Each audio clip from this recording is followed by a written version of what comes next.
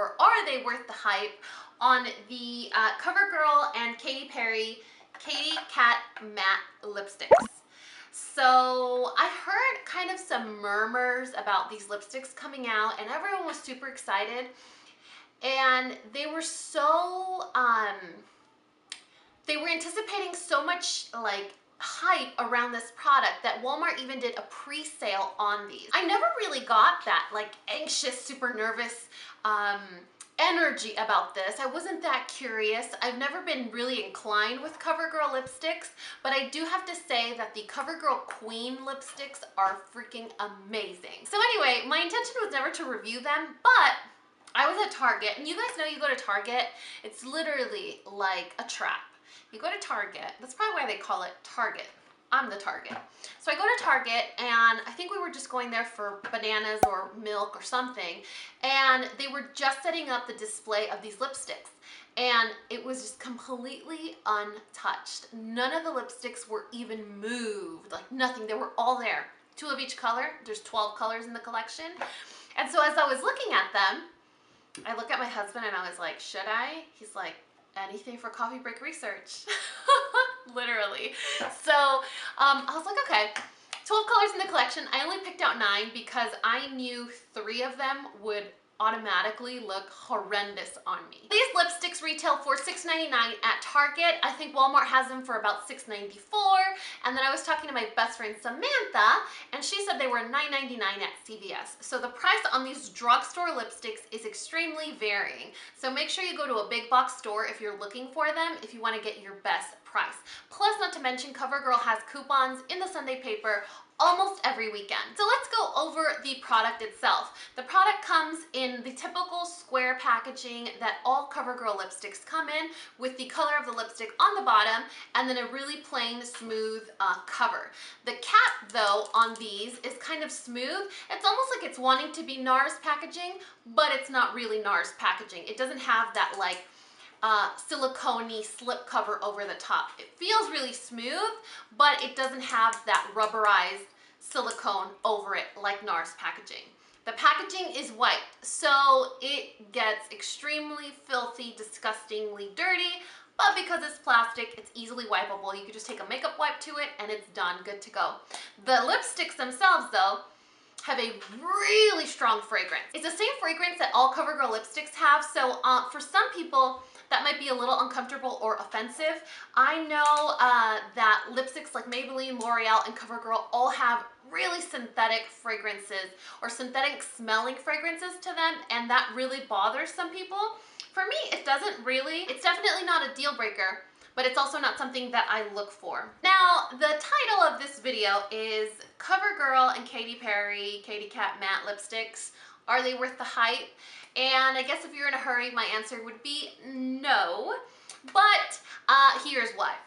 The line of this lipsticks is to fit with the matte lip trend, and there is nothing matte about these lipsticks. There is absolutely nothing matte about these lipsticks. They are not matte, like period. That is a fact. They are not matte.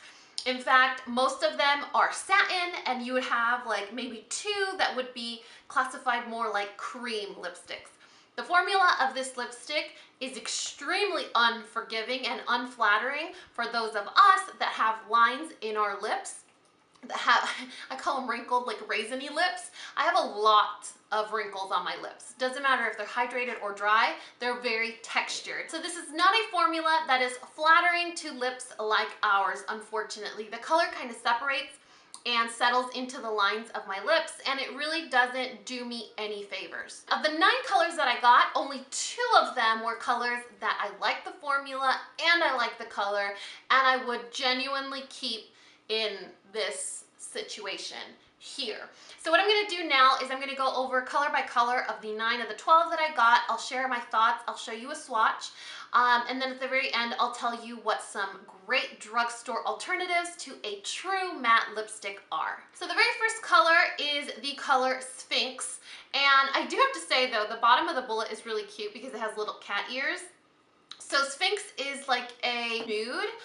This is pretty sheer. I had to go over and over and over and over and over and over and swipe over and over and over and over to get any sort of color out of this. It might be because it's very similar to my lip color or to the current facial situation when I took the swatches. But it's a beautiful shade, I would say, for someone that is fair to light complected with cool undertones. It would be a perfect nude for them. But for me, the overall consensus about this collection is they could be better. Not just the colors.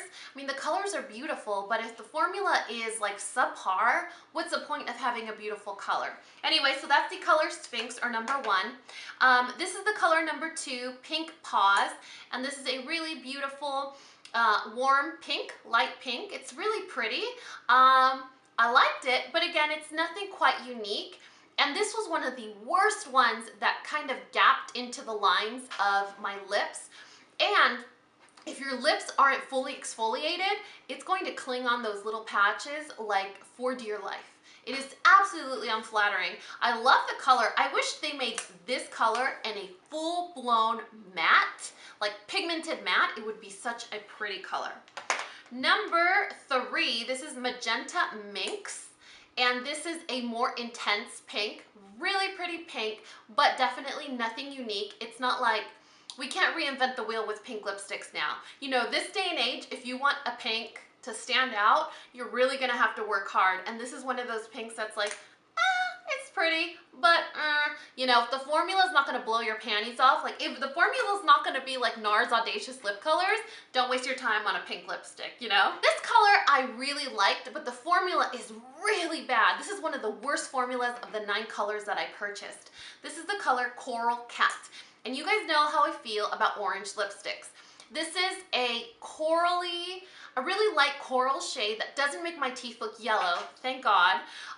But the formula is similar to Pink Paws, where it's a little, I don't know, it kind of like groups into the lines of my lips. So if I swipe over my lips, it'll get buried into the lines, and only the areas that have fine lines are gonna get deeper in pigment. So that's something that I don't like. But because the color is so pretty, I would take that extra step to find a matching lip liner and then apply this one on top, because the formula is really comfortable. So the formula of the product itself is kind of sketchy the way it looks on your lips, but it's comfortable on the lips and it's not drying. It's not one of those lipsticks that the longer you wear, the more it like sucks out the hydration of your lips. It does not do that.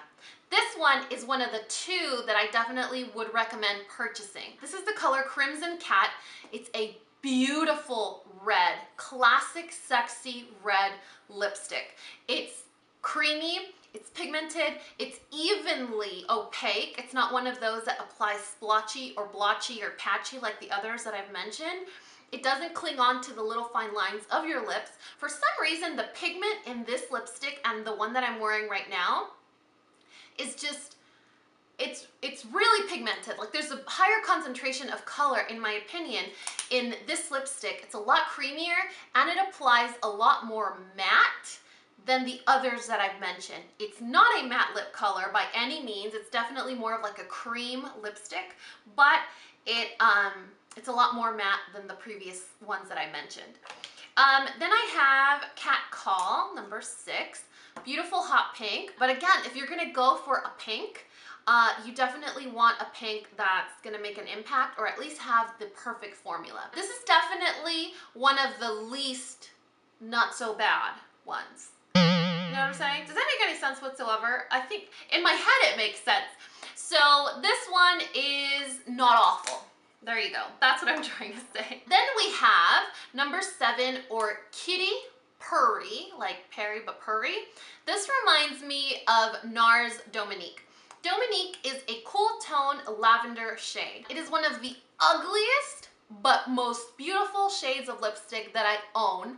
And so when I saw this one, I was like, I need to buy this lipstick and I need to compare it to NARS Dominique, because if it is similar or a dupe, then it might be a really good alternative. You know, instead of spending almost $40 on a lipstick, you could spend $7 and it'll be close. So I'm gonna insert a swatch of them side by side so you guys can decide for yourself. Then my second favorite, the other one that I'm recommending is the one that I'm wearing today. You guys know how I feel about brown lipstick. I love brown lipstick. This is the color Catoure, like couture, but Catoure, you know what I'm saying. Beautiful brown lipstick. Look at that. Isn't that beautiful? But if you really are a diehard fan of brown lipstick, I'm going to link an e.l.f.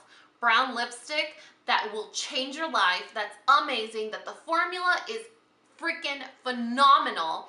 And it's like a $3 lipstick. So it's half the price as this. The formula is life-changing, and it's a brown lipstick. I don't know why people don't like brown lipstick, by the way, but that's a story for another day. So this is the one that I'm wearing right now. And like I said, I only suggest or recommend these two shades, and that's number 5, Crimson Cat, or number 10, Catoure.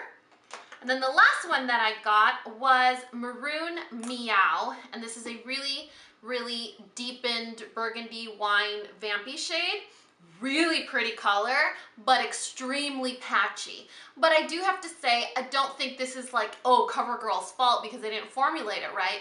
When you're getting this deep into shades, it's really hard to get really even pigmentation or coverage when applying it without using a lip liner, because it's so intense that the natural color of your lips is always going to peek through unless you layer it properly or use a lip liner. So I'm definitely not offended by this color. It's a really beautiful color. Definitely a keeper, but it definitely needs a lip liner. So the new Covergirl Katy Kat Matte lipsticks, are they worth the hype? I think if you guys see them at the drugstore or at a big box store, and you guys are a fan of red lipstick or brown lipstick, definitely check out number 5 or number 10. Those are the only two that I would say definitely recommended, coffee break approved. I love them so much. I'm gonna add them to my collection. But any of the other ones, the formula is so hit or miss. It's either god awful or not so good and needs a lot of help, and you need to exfoliate your lips and they're not matte. You know, there's almost too many excuses to needing to defend this product. It's almost not worth the hassle. So if you guys were looking for a really awesome drugstore matte lipstick formula, the ones from NYX in the round tube that are called matte are awesome. Or the ones from Maybelline. The mattes from Maybelline are fantastic. So what I'm gonna do is I'm going to link these Covergirl Katy Perry lipsticks in the description box below in the order that I showed them to you guys. But what I'm also gonna do is list and link the NYX ones and the Maybelline ones along with a couple of my favorite colors, because those, you guys, they don't even need lip liners. They're so creamy, but they're matte, they're not drying, and they provide full opacity, no patchiness. I mean, it's almost like you're applying a creamy lip liner on your lips, and they last a really long time. So I will list those in the description box as well. I really wish I had better news for you guys, but definitely this is a pass for me at the drugstore.